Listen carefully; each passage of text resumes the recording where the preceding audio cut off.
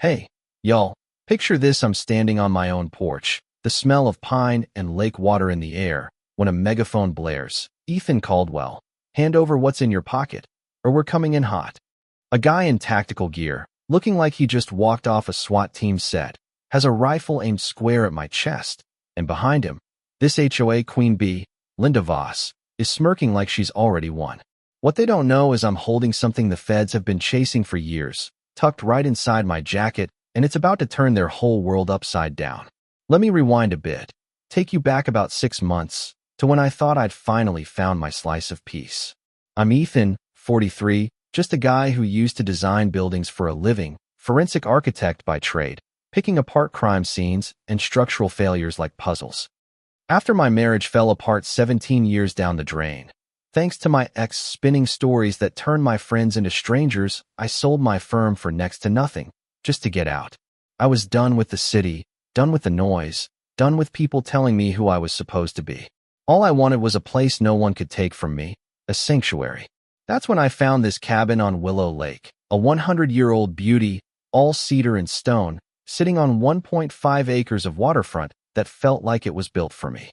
I dropped $360,000 cash every cent I had left, and when I walked through those heavy timber doors, saw the fireplace glow against the lake view, I thought, this is it, Ethan. You're home. But trouble doesn't care about your dreams, does it? First morning, I'm sipping coffee on the dock when Linda Voss rolls up, all polished nails and fake smiles, looking like she just stepped out of a yacht club. Welcome to Willow Shores, Mr. Caldwell, she says, handing me a binder thicker than a phone book, full of HOA rules, paint colors, tree heights, dock sizes, you name it. She's asking questions like, we're at a deposition. Why'd you pay cash? You here alone? What's your deal? It's like she's sizing me up for something more than just a neighborly chat. That night, I'm flipping through the paperwork from the sale, and there's this weird $12,000 cash adjustment I didn't ask for, delivered in an unmarked envelope. The bills feel off, too crisp, too heavy, like something you'd see in a crime lab. I tucked a few in my desk, old habits from my forensic days kicking in, but I let it slide, too tired to dig deeper. Big mistake. Then, 2 a.m., I'm jolted awake by a phone buzzing outside my window.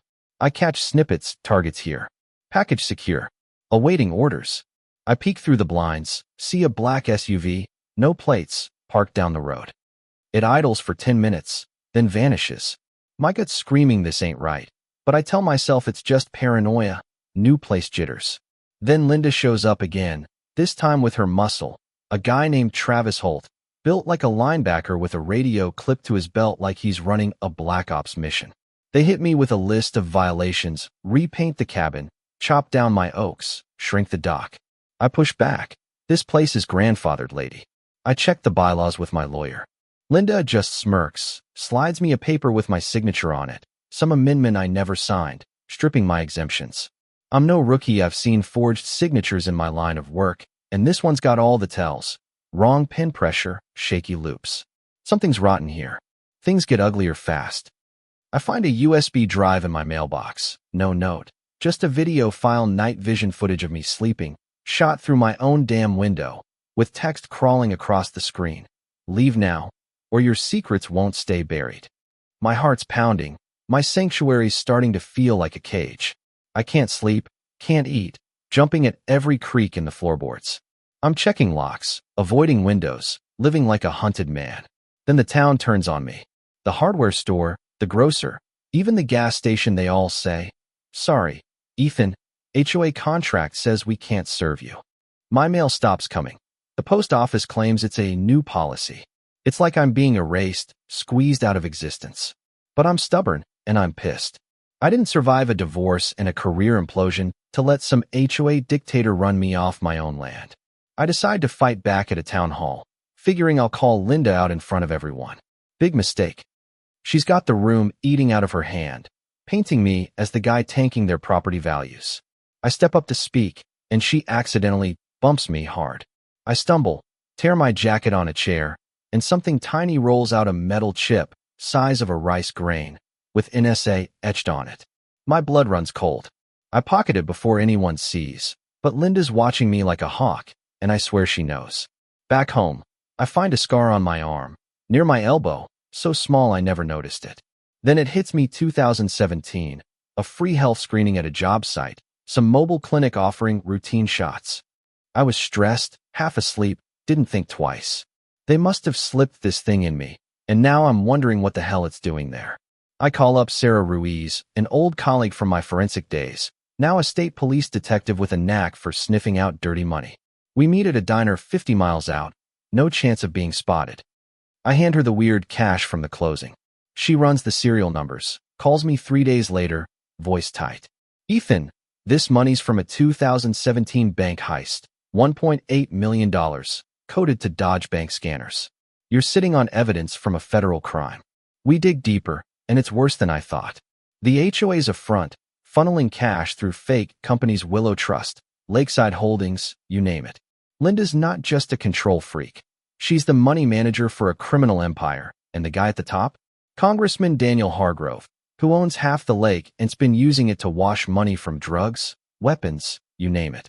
Then Sarah drops the bomb about the chip. It's not just tracking me, it's got tech to mess with my head, pumping tiny doses of memory blockers. In 2017, I saw something I shouldn't have. A guy named Tom Rivera, the original architect for Willow Shores, pushed off scaffolding after he found the laundering scheme. I tried to call for help, but the chip zapped me, wiped my memory clean. It's been glitching, letting bits of that night come back, and Linda's freaking out because she knows I'm remembering. She's been meeting some Fed in a sedan, swapping folders, planning to take me out before I piece it all together. I'm in over my head, so Sarah loops in the FBI. Agent Laura Bennett shows up at my cabin, no nonsense, laying out files like a war general. Ethan, Hargrove's operation's bigger than you know, $60 million through 10 towns like this one. That chip's got his financial records, proof he's paying hit squads. We needed to nail him. She wires me up, says I'm bait to catch Linda's crew in the act. That night, they come for me, Linda, Travis, and 4 guys in tactical gear, guns drawn, her voice booming. Give us the chip, Ethan, or you're done. I'm shaking, but I keep them talking, stalling. You're breaking the law, Linda. This is my land. What's this chip worth to you? She snaps. You're a loose end, Caldwell. Hargrove doesn't like loose ends. Right as Travis raises his rifle, the night lights up. FBI, SWAT storms in, choppers overhead, red lasers painting Linda's crew. Agent Bennett's voice cuts through. Drop your weapons now. Travis freezes. Linda's face goes ghost white, and I hold up the chip, shouting. This has Hargrove's dirty money trail, every deal, every hit, all of it. Sarah, who's been undercover as a local cop, cuffs Travis herself, and Linda's begging for a deal before they drag her away. The feds raid Hargrove's jet that same night, find $10 million in cash and drives that match my chip's data. Game over. 6 months later, the dust settles. Linda's doing 20 years, Hargrove gets 35, and 52 others go down across 10 states. The Fed seize $180 million, most of it going to victims. I turn my cabin into the Willow Justice Hub, a place for folks fighting scams like this. Sarah and I get engaged, planning a wedding right on that dock where it all started. The lake's clean now. Hargrove's crew was dumping chemicals, but the EPA fixed it. Kids swim here again, fish are back, and the new HOA's honest, transparent. My story's on every newsstand, the architect who cracked a congressman, and Congress passes the Willow Act to stop this kind of fraud nationwide. But here's the kicker. As they hauled Linda away, she hissed, "You think this is over? There's a dozen more operations, bigger players than Hargrove. They'll come for you." I don't know if she's bluffing, but it sticks with me. Standing on my dock now, watching the sunset, I feel peace, but I'm still looking over my shoulder. Justice feels good, but it comes with a shadow. So what do you think? Was I crazy to take on a congressman, or was it worth the fight? Drop a comment. Tell me where you're watching from, and if you've ever faced an HOA horror show or a bully who thought they were untouchable. Hit that like button, subscribe to True Grit Tales for more stories where the little guy fights back and maybe wins. Stay sharp out there, 'cause not every neighbor's as friendly as they seem.